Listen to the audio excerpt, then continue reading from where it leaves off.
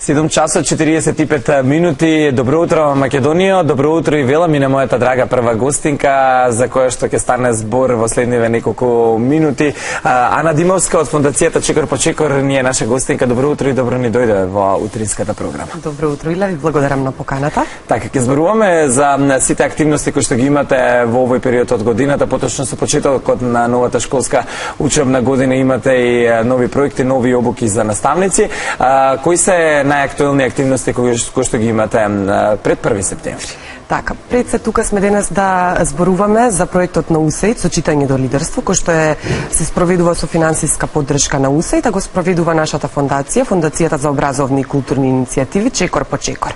Повеќе пати сме зборувале кај вас за овој проект, инаку главните цели на проектот е да се проценат и подобрат почетните јазични и математички вештини кај дечињата од прво до трето оделение, и за таа цел работиме со најмладите ученици, нивните родители, наставниците и стручната служба, односно педагозите и психолозите од основните училишта во Македонија.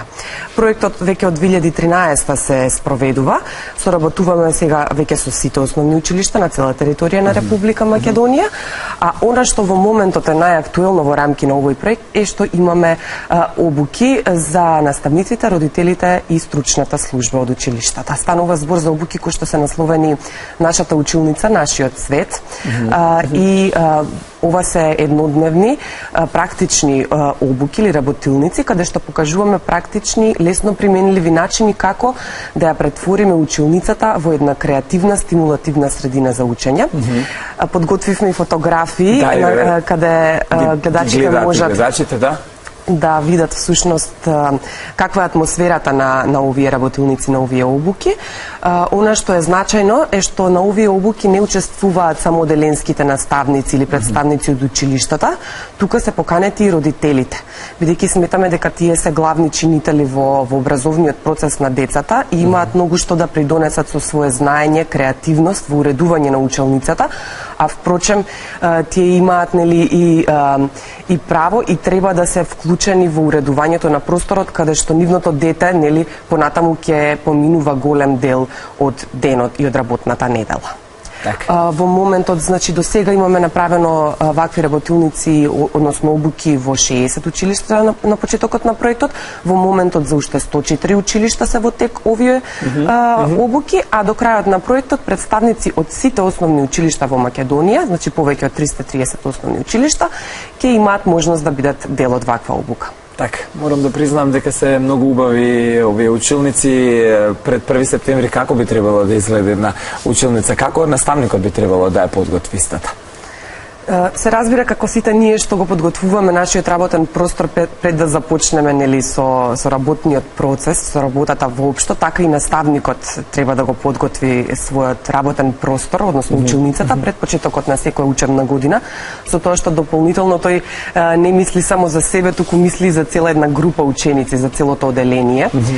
И еве само неколку генерални насоки кога наставникот пред да почне и додека ја подготвува училницата за новата учебна година, треба да има предвид неколку важни фактори, како што е возраста, интересите на децата, на групата деца за која што ќе биде наменета таа училница, понатаму големината на групата, колку е бројноста на тоа оделение, во однос на колкави се просторните услови на училницата, на просторијата, мебелот со кој што го има на располагање за да ја уреди училницата, дополнителните материјали и така натаму. Затоа, како што споменав на овие работилници, на овие обуки, нашата училница, нашиот свет, ние се трудиме да најдеме што посоодветни начини за со она што го имаат наставниците на располагање и сето она што го споменав претходно како фактор дека игра улога кога треба да се има предвид додека се уредува една училница, сето тоа да го земат предвид за да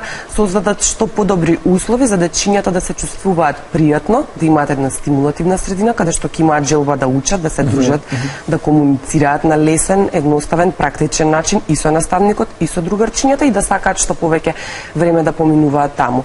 Само како неколку генерални насоки за кои што ние се налагаме и се надеваме дека што поголем број од наставниците ќе ги применуваат, е тоа значи на соодветен начин да ги поставуваат клупите. Го избегнуваме оној традиционален веќе старомоден начин според според нас современа според современата педагогија, тоа веќе треба да оди во историјата, фронталната настава, бидејќи тоа ја пасивизира наставата, не ја прави толку интересна за учениците, особено за овие најмладите со кои што ние работиме во рамки на проектот. Тука треба да наоѓаме некои алтернативни начини. И тоа секогаш треба да биде во функција на наставата. Ако во моментот работат некоја групна проектна задача, да биде тоа клупите да бидат поставени во групи, доколку има дискусија да бидат поставени во форма на буквата П и така натаму, и секако нели тоа под водство на наставникот, тој треба најдобро да процени како во тој момент ќе бидат поставени, а со помош на учениците да ја преуредува по потреба училницата.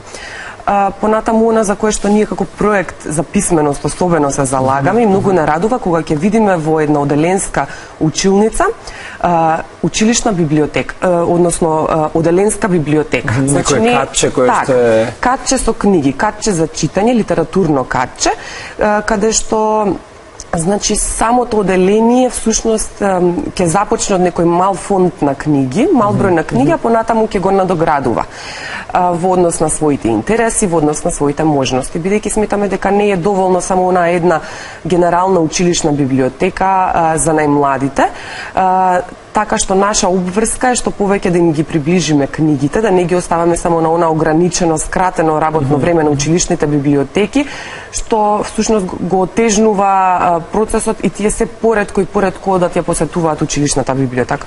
Вака доколку ја донесеме библиотеката во нивната училница, поголеми се можностите и шансите дека тие редовно ќе читаат. Така, Ана, споменавте дека треба да биде убаво подготвена училницата, што ме веќе се подготвена на училишта, задачата на родителите може би да ги подготват своите дечиња за она што ги очекува. Работите ли на таа структура, работите ли со родителите? Да, се разбира, споменав неколку пати, ние ги вклучуваме родителите, особено на оваа возраст на дечињата, но и во погорните оделенија. Многу е важно родителите да бидат постојано вклучени. Тие треба да ги знаат своите права и обврски како родители, а тука се наставниците постојано да ги подсетуваат на тоа и да наоѓаат начини како да ги анимираат, како да ги вклучуваат постојано родителите, да и тие се чувствуваат добре дојдени во училиштето и во работата со дечињата, со нивните дечиња. Она кое што нашата фондација редовно апелираше и во текот на летниот распуст, во изминатите месеци, што преку медиумите, преку нашата веб страница, беше важноста за да постојано учиме со децата и во текот на летниот распуст, да читаме книги, да решаваме математика на интересен начин, низ игра, додека сме на летен распуст и на одмор. И тоа од две главни причини. Прва е бидејќи и голем број на научни истражувања докажува дека доколку престанеме со учење со децата овие 3 месеци во текот на летниот распуст, постои опасност и ризик дури до 30% од сето она што го научиле, што го стекнале како вештини и знања до јуни, до септември значи да биде заборавено. Да. И втората многу главна причина е бидејќи тоа директно влие на нивната самодоверба и желба повторно да тргнат на училиште, а не сакаме нели да имаме таков тежок 1 септември, кога наместо тоа да биде сватено како еден убав момент од нивниот живот, сепак значи тие се повлекуваат во себе, ја губат желбата, самодовербата да тргнат на училиште, а тука е многу важна улогата на родителот, тоа да го искомуницира со детето, значи доколку учеле во текот на летото, доколку читале, одлично за тие родители, многу ни е мило. Доколку не, еве, пред самиот почеток на учебната година имаат уште малку време да поминат низ лектирите, низ книгите кои што ќе се читаат наредната година, да се потсетат што се учело до јуни минатата учебна година, се со цел детенцето да се чувствува поспремно да се врати кај него самодовербата и желбата да се сретне повторно со другарчињата. Влијате значи на мотивот и на децата и на родителите, што е многу важно. Што е оно што предстои есенва? Ги споменавме овие обуки, ги споменавме овие прекрасни волшебни училници. Што ќе се случува есенва кај вас?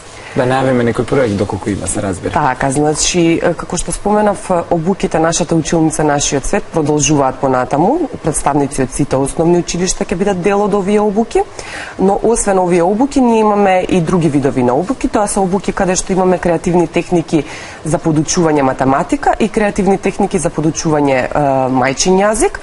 И тука, значи, исто така представници од сите основни училишта ќе бидат дел, ќе бидат вклучени од овие обуки. Она што како активност понатаму продолжува како една од активностите на проектот е нашата библиотека на Тркала. Неколку пати веќе сме ја најавиле тука кај вас во емисија. Тоа е подвижна библиотека која што ги посетува училиштата низ цела држава и носи сликовници, читаме заедно со децата, па еве ова нека биде и отворена покана, поттик за училиштата и локалните заедници кои што се заинтересирани да ги посетиме, да не контактираат во проектот во фондацијата Чекор. Има ли воопшто некоја таква која што до сега не е вклучена? Имаме голем број и централни и подрачни училишта, нивниот број е голем, малку денови во годината имаме за да ги посетиме сите, меѓутоа се што е во наша можност правиме за да ги посетиме. Ќе напоменам уште еднаш, тука предност имаат оддалечените, руралните средини кои што немаат библиотека во близина, така што тие имаат предност, меѓутоа сепак не ги забораваме и големите градски средини и големите градски училишта. Она што исто така следува е, ние во рамки на овој проект за писменост, традиционално секоја есен организираме и голем настан за писменост. Тоа го подготвуваме во периодот кој следи, меѓутоа за тоа повторно ќе дојдеме во септември за официјално да ве поканиме и да споделиме повеќе информации и детали. Одлично, ве држам за зборана. Тогаш ще гледаме повторно за некоја недела кога ќе го најавиме и овој настан. Ти благодарам многу што беше дел од утринската програма на Македонската радио телевизија. Ве чека Жишка и се морам да признам со многу активности. Ви посакувам многу успех и ви посакувам многу уште повеќе работа со дечињата и со наставниците и да оди се како што треба, како што имате замислено. Ви благодарам на поканата, сакам воедно да им посакам многу успех и среќа во новата учебна година на сите дечиња, родителите и наставниците. Благодарам уште еднаш за гостувањето.